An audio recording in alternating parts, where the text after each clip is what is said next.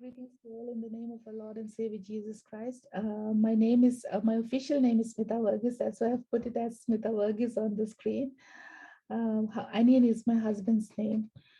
Anyway, I'll start if I have to say a testimony, and it's going to be a very long testimony, so I'll just cut it short and I'll just touch the main parts. So initially, when I'm actually a born Jacobite, not a born Pentecostal, but God was faithful enough, and He chose me and He brought me into this faith. Initially, me and my husband, we both were Jacobites, and when we were in Saudi Arabia, even before that, God started speaking to me and asked me, I really wanted to get baptized and things, but there was no opportunity because both my families, my family and my husband's family, both were totally against Pentecostalism. And, even if someone comes to our house to share the gospel and things like that, like I too didn't like, but then once I started having that, faith and everything, I wanted to get baptized. But like even when the pastors and all come to our house to share the gospel and all, we it was not very receptive. Our families were not very receptive or anything. But anyway, from there, probably God knew that I would not have been come to this faith if I was in India. So He took me to Saudi Arabia. That's where my husband worked.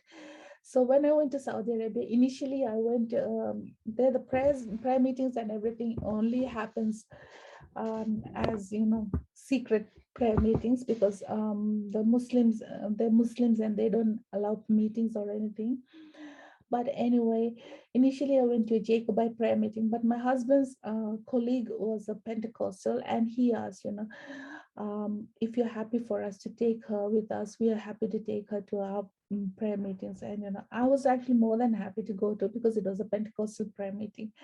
So I started going to that prayer meeting, and eventually, probably after 2 years, I told my pastor I'd like to be baptized.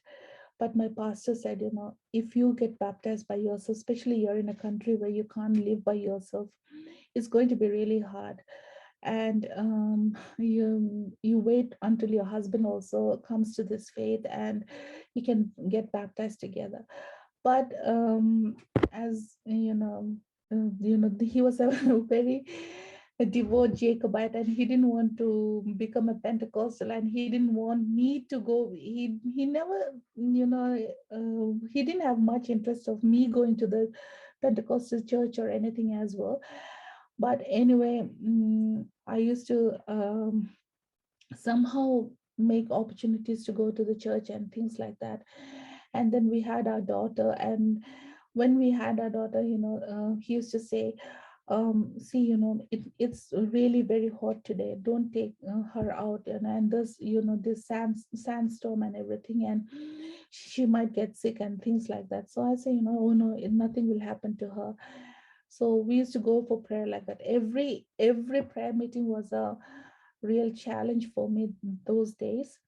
But anyway, took us through those days. And then when the church that I was going in Saudi Arabia, they did not give the Lord's Supper to people who wear the ornaments. So I, as a Jacobite, I had ornaments. And if I baptized and if I still wore the ornaments, they were not going to give me the Lord's Supper. And then I sat in the presence of the Lord and I asked God, God, if I take a decision and if I get baptized, I don't want to be separated from you, from this covenant that you have given us. And I want to be a part of the Lord's Supper as well. So what I did was that initially I took my chain off, and then my husband asked me, why are you not wearing your chain? Then I said, oh, if I wear it, when I carry my daughter, it might hurt her. That's why I'm taking it off. Then after some time, I took my earrings off. Then he asked me, what happened to your earrings? Why are you taking it off? Then I said, oh, my earring broke, and then that's why I've taken it off. So he said, why don't you wear another one? Then I said, I don't have another one. I didn't bring any other ones from India. So what he the next day he took me to the shops and he bought me another one. So that time then again he saw me not wearing the earrings. So he asked me, why are you not wearing it now? Then I said, oh, my ears are too, the hole is too small. It won't fit in. So I can't wear it in. And then I still started praying because I knew that he won't let me get baptized. And then when I asked my pastors, they asked me to, get his permission first before I get baptized. So I asked him just once, when we were talking casually, I asked him, how would it be if I get baptized? And I said, your parents did not marry me as a Pentecostal. They married you to me as a Jacobite. So, you should ask your parents first. So I knew this was not going to be a, easy conversation or anything. So what I started doing, I started praying. I sat in the presence of the Lord and I started praying, God, I've taken this decision in you. I believe in you. I know that this is the right faith, and I want to follow the path that you have shown me. So I kept praying, praying, praying. And then the second time I asked my pastors, they still did not agree for me to get baptized by myself. And in the meantime, our brothers and our pastors from the church, they came home occasionally and shared the word of God to my husband. But he was not very receptive even then. But anyway, the third time when I asked them, I want to be baptized. They said, okay, this is not going to happen. Like we won't be able to baptize a husband and wife together. So let's baptize her. So once they said, okay, we are going to baptize you, I started praying, Father, I'm not going to tell my husband that I will be baptized this day, but I don't want to lie whenever he asks me if you've been baptized. I don't want to lie to God, lie to him. So I started praying like that. And that day when I got baptized, he tells me now that his friend who took me to the church told me before I got baptized that I was going to be baptized. But anyway, I don't know about that.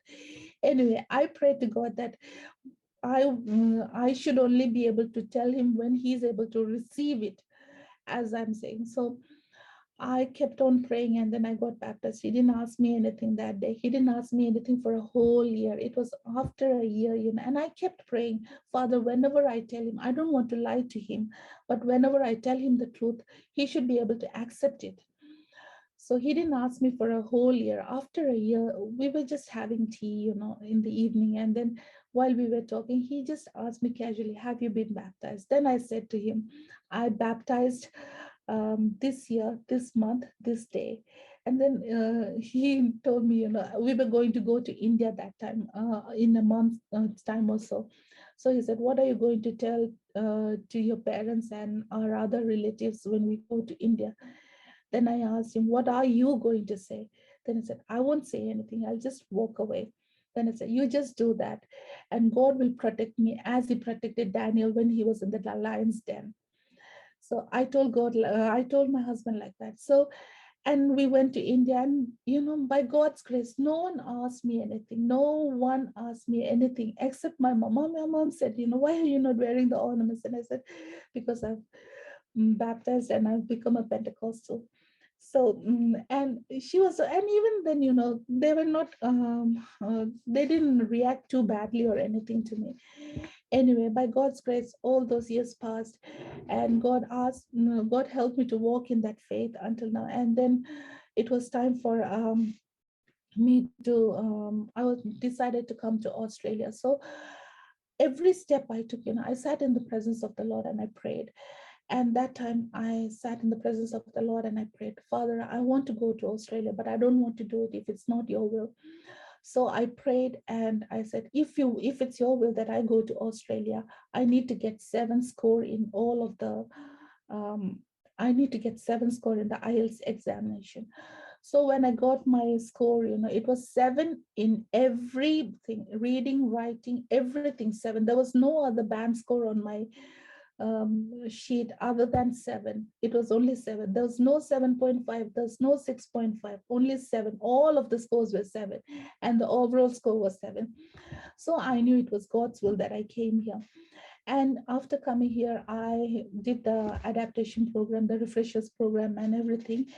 And we came to Canberra. I got a job in Melbourne, but then that was, I had to join in October. But when I came to Canberra, I got a job here. And it is very amazing, that job. It was the last day of a placement here in Canberra, and we had to go back to Melbourne the next day. And we just came to the Canberra hospital. It's a public hospital in Canberra. And we just talked to the recruiting officer via phone, and I told her, can we just come and see you? Then she, okay, you come on Monday. Then I told her, we're going back to Melbourne on Saturday. So can we please come and see you at least, today before we leave? I asked her.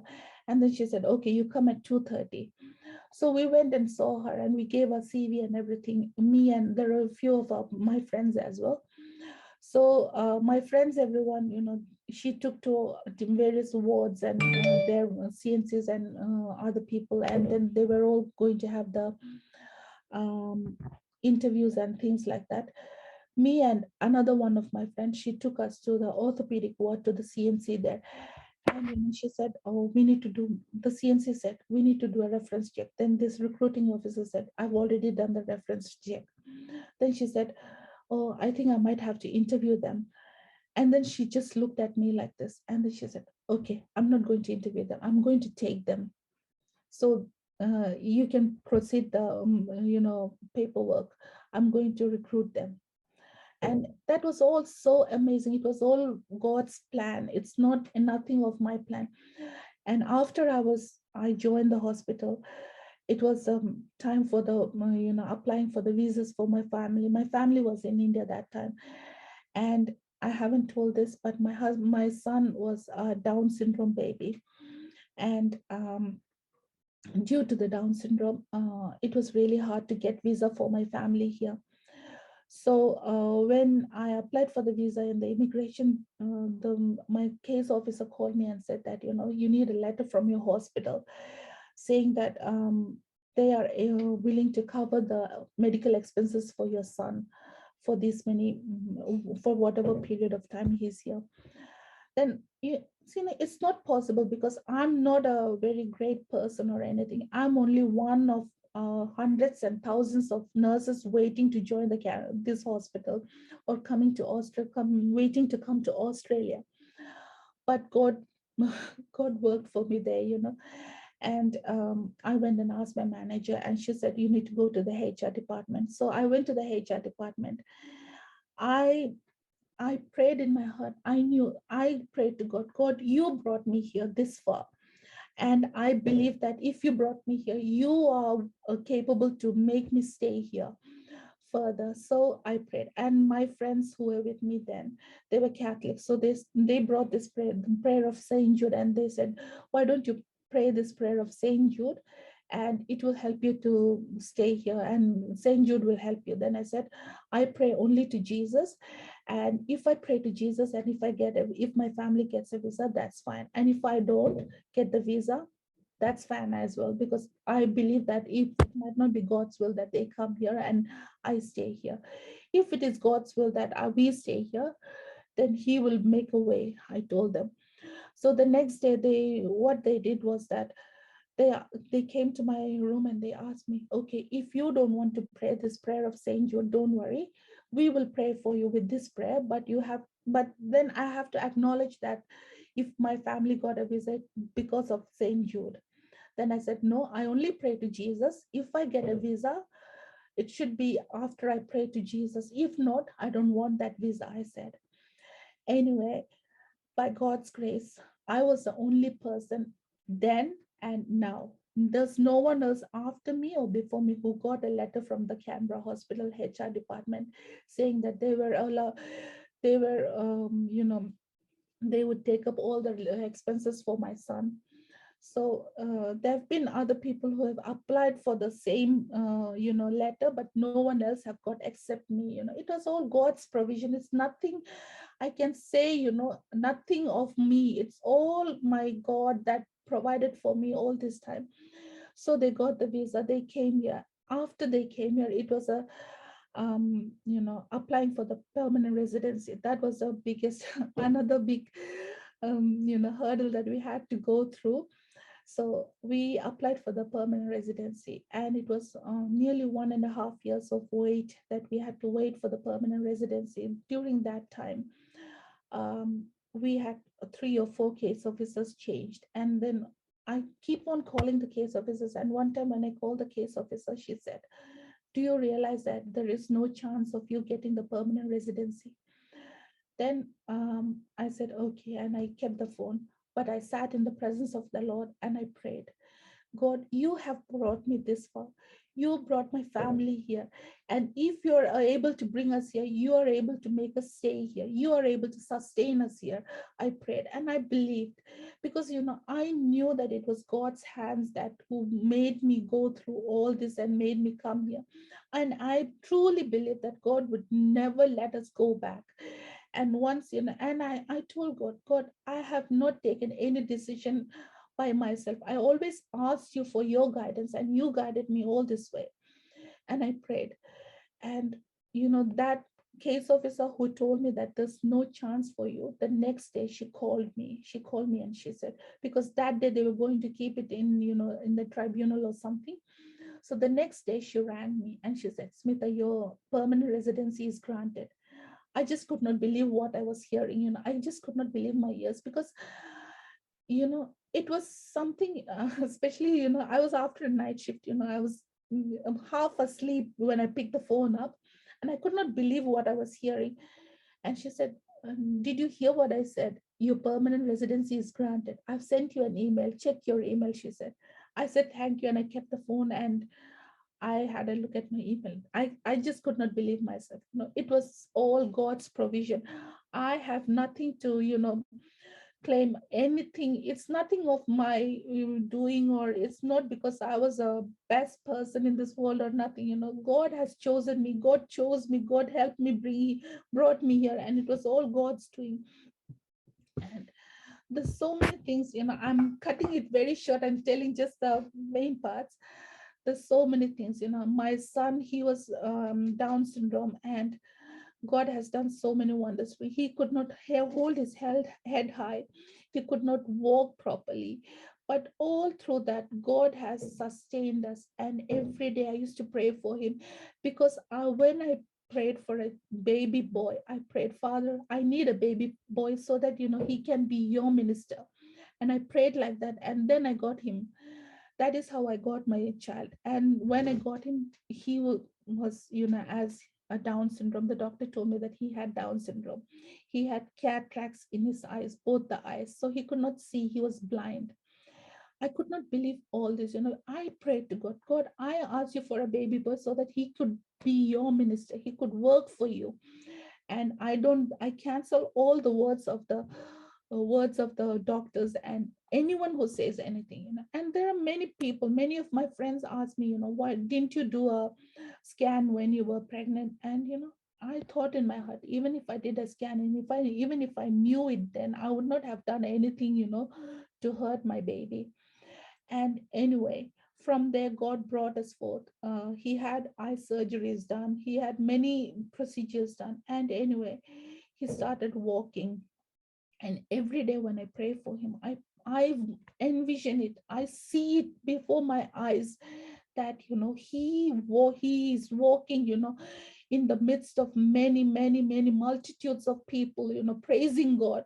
And I truly believe that God can do miracles through him. And I truly believe that God has made him. And whenever I prayed to God regarding my son, and the verse that he gave me was, I'll just read this. 1 Corinthians chapter 1 verse 28. "God chose what is low and despised in the world, even things that are not, to bring to nothing things that are, so that no human being might boast in the presence of God." I truly believe this. God has made him like that, because if he was completely normal and if he did many things for God, I would say that, or I not just me, anyone would say, oh, he's such a good man, he's such a good preacher, he's such a good person, he can do many things. It's because of his merit, or because of his ability. But just because my son is like that, and if he does things for God, people will say, oh, how is he able to do this? It's just because of God. It's just because of God's hands that he's able to do this. And I truly believe, and every time I pray, I ask God, why did this happen? I asked you for a son so that he could do your work. But this happened, and every time I prayed, he gave me this verse. And I truly believe it's this, and my only prayer now, after that, in 2016 we faced a very big accident. We came face to face with death, really, me and my husband, and the kids were at home.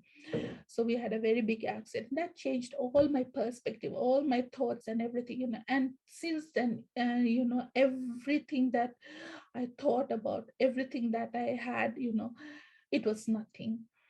It changed all my perspective and all that I think now, whatever the last, even until the last breath that God gives me, I just want to do what he wants me to do. I just want to do anything, to gain souls for him, because we are saved by his grace. And if we don't gain others, like, there are so many people in this world, especially when I see children, it breaks my heart, really. There are so many our colleagues, our friends, people we know, our neighbors. There are so many people who are just dying, and going, down the path of hell, and I really, nowadays, the only prayer that I have is, Father, use me as much as you can, and to gain as many souls as you want, Father. Hallelujah.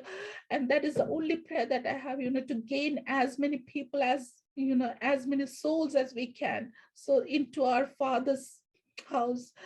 That is the only prayer that I have, and that is the only thing that I'm living for at the moment. Whatever else, I really have, come to that phase in my life, where I realize that, anything else we have, our money, our looks, our whatever we have, our houses, it's nothing. These are all nothing. These are all temporary, and it's only, when you come face to face with death, that you realize, that nothing else matters. The only thing that matters, is that you are in your God's house. You are with your God. If you're eternal, that day, when that car hit the other car, I thought, oh, how am I going to die? And the pain was so much, and now when I think, I didn't think of, I wasn't afraid or anything, but the pain that I went through then, it made me realize, oh, if I died then, what would have happened? Now I think, what would have happened? Where would I be if I died? Every day since then, I think, if I died this minute or this moment, where would I be? And this is my only thing, as long as I live, as every last breath that I have, I want to work for my Lord. I want to gain souls more for my Lord. And anything that I can do, to gain souls for the Lord, that's the only thing that I live for now. And thank you for giving me this opportunity to say my testimony. I've just brushed past everything very quickly, because I couldn't, otherwise, it's going to take hours and hours and hours. Thank you so much, everyone. God bless.